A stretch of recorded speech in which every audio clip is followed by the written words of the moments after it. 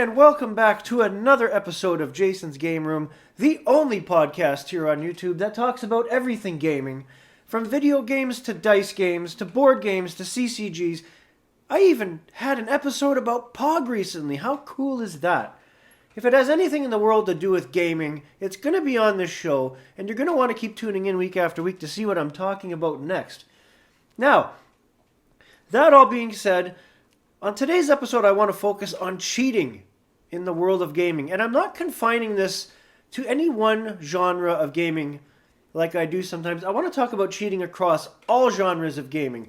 And if you've paid attention to my secondary show here on YouTube, which is The Basics, I did have an episode where I discussed cheating in the world of CCGs and how it happens. And if you remember correctly, if you watched that episode, I discussed how there are several methods that can be done for cheating across CCGs. And that can be something as simple as thumbing certain cards, not using clear or protective covers for each card, also known as penny sleeves. And as I have mentioned, even though a lot of cards have that glossy backing to them due to the way they're printed and made, they still can stick together if they've been used long enough, and it can cause rampant cheating. I also mentioned about people who refuse to shuffle their draw decks before they start a game, and that's huge. You may recall from a few years ago, there were a couple players on the Magic the Gathering circuit that were ejected because they were chronic non-shufflers. They would somehow manage to start a game without shuffling their deck, maybe because somebody wasn't paying attention, the opponent, the judge, whoever, and they got away with doing a very light or almost non-existent shuffle. The reason why cheaters do this is because their decks are set up specifically to start winning the game for them on the first turn. Shuffling or doing a full shuffle does not work for them. That's how they get away with that. And you have the same type of people that bring more than two decks, and they try to keep their card boxes on the table during a tournament. So if there's any kind of distraction, they can get a quick couple cards thrown into their deck. As I've said before, it's not right, and more does have to be done at tournaments. I've seen firsthand, even in a small sense, at a card shop tournament of players that were doing a little bit of cheating. It's not major, but cheating is cheating, and when it comes to the world of gaming, especially CCGs, it's really bad. And this leads me into a major story from the tournament circuits, and you might have seen this on YouTube. There's various videos up on it. I've actually watched a couple. How one player was finally given the boot from the Magic the Gathering circuit, and they make sure that he doesn't show up at any tournaments. So basically what he was doing, he was getting away without shuffling, but he had his cards in his draw deck set up in such a way that he would win in the first turn of every match. And people couldn't figure out how he did it for a while, but there were certain ways he was thumbing the cards and managing to create a distraction so that he didn't do a full shuffle. He'd cut the cards and then cut them again, but that would be all. And it was great somebody figured out and clued up to this. And like I said, that has to be done more. But across other genres of gaming, it's not always easy to find someone that's cheating. Now, if I can go into board games and talk about that, there's a lot of board games where it's almost impossible to cheat.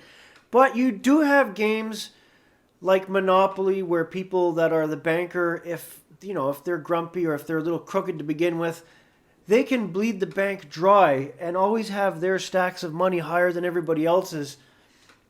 Meanwhile, you're landing on their houses and their hotels and hitting on their utilities, and you're losing a ton of cash in the process, but their stacks never change. I've seen this happen in a lot of board games that use either fake cash currency or, let's say, doctored dice rolls, things like that. There are always ways to cheat in a lot of games. And it just takes that special person to find those ways to cheat. I don't condone cheating. I've been a victim of cheating across many different genres of gaming. And it's a pain in the ass. But unfortunately, it continues to happen. Now, mind you, you don't see a lot of cheating happen maliciously in board games. It's mainly done by friends or family members just trying to have some fun, and that's okay. But in the same right, you get tired of being cheated after a while, even if it is just a fun board game. You kind of get a little pissed off at being shortchanged, and you don't want to play anymore. And this is a huge thing across gaming circles in all genres. And it turns people off from gaming, and we don't want that right now. We got to get more people in the various genres of gaming, get them introduced to things they haven't been introduced before, like CCGs or miniatures, or even since the resurgence of board games. We got to get more of that happening. But cheating is what turns a lot of people off. Now, I want to talk now a little bit about cheating in video games. Now, there's a bigger gray area when it comes to cheating in video games, because a lot of video games are manufactured and built from the ground up with cheat codes available, so you can find them out at a later date and have some fun with them. I have no problem with that. I've seen cheat codes in various incarnations of games ever since, I guess you could say, the original Nintendo Entertainment System when Game Genie came out, even though that was a separate entity, and that came out after a lot of the NES games have already been out and played, so you'd go back and put the codes in and play them again as Invincible or with extra whatever, and you'd have fun. And it continued with the Mortal Kombat series across different platforms as well, because there was, in the first incarnation, you had all those cheats from Flag 1 all the way to Flag 12, which gave you different abilities and powers and negating certain things. That's fine. The problem I have nowadays, especially with the newer consoles, and this has been a thing ever since PS2 and cheat codes became big on the internet, is a lot of people don't even bother to do the first run through of the game before they turn on the cheat codes. For example, I am a big fan of the Lego series of video games for PS3. I always have been.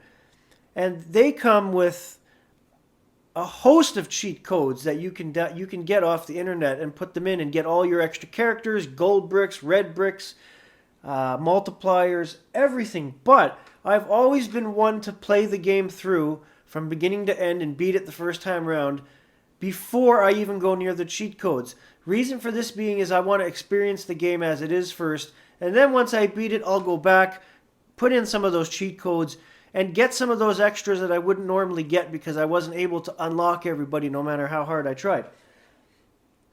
But what are we telling people? What are we teaching people, especially kids, if you give them the cheat codes right away and say, yeah, if you put these in before you even play, you can get all that stuff for free right off the bat? Why? What purpose does that serve? It makes it too easy. The challenge and the fun of the game is gone. And that really bothers me. Because a lot of games, especially like the Lego series, there's a lot of puzzles and thinking and math and a lot of creativity involved in beating those games. And just going right into the cheat codes off the bat just makes no sense for me, because there's no learning, there's no fun. It takes all the critical elements of the game out before they can even have a chance to go through it. I don't agree with that. Run the game from beginning to end first, beat it. Doesn't take a whole lot of time, and then go back and use the cheat codes to maybe get stuff you couldn't find the first time around. Is that a big deal? Can everybody do that? I'm sick and tired of people saying things are too hard, I need the cheat codes. They're supposed to be hard. That's what makes it fun. It's a challenge. You're supposed to engage with it. For crying out loud, people. Anyways, getting back into other forms of cheating, and this also takes me into dice games, because believe it or not, there are ways to cheat in dice games. And some of the most common ways to cheat using dice games, and this actually can float into Dungeons and Dragons because of the multi-sided dice used. People can doctor the dice by adding a bit of weight to the die, either using clay or a material that can be colored the same as the die. They can also swap a couple spots on the die if it's a simple enough die with a little bit of paint. Now, I tried this once with an old die. I had an old 8-sided die that I had for many years from an original set, and the black paint inside the engraved numbers had worn off. So what I did was I switched 2 of the numbers around just to see what would happen, and I did it very carefully with an artist brush and a lot of concentration. And by having a higher number on the different side of the die, you actually increase your probability of getting that number. So, and yes, I did wash the paint off after I tested this because, I'm not that kind of guy to leave that there and do things like that. But there are ways to doctor dice, and it has happened. I've seen instances, and I think you can find a couple videos on YouTube about that as well. It's not right. It's cheating. Dice doctoring has gone all the way back to homemade craps games, and in some casinos, some sharpshooters would even try to bring their own dice rolled up in money and put them on the table when no one's looking and go that way. But of course, that doesn't always work. I guess what I'm trying to say is I'm just sick of cheating in general in certain ways and forms. And as gamers, yeah, we want to have fun and we want to enjoy and we want to be gamers, but we also have to remain vigilant, because if cheating becomes too rampant across all genres of gaming, what it does is it cheapens it for everybody.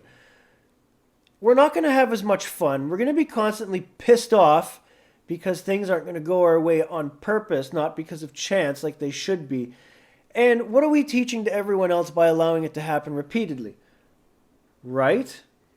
As I mentioned earlier, I applaud certain groups that are sanctioning bodies of certain games doing more to make sure cheating doesn't happen, because in some genres it has been a rampant problem for many years and it's finally getting taken care of. That only took forever. So I'm glad there's steps being taken, and we need to do more, and we need to be vigilant. And vigilance is the cost of maintaining everything we have. And that doesn't just apply to gaming, it applies to life in general. So there you go. Anyways, that's all my thoughts about cheating for today. I've taken enough of your time for one evening.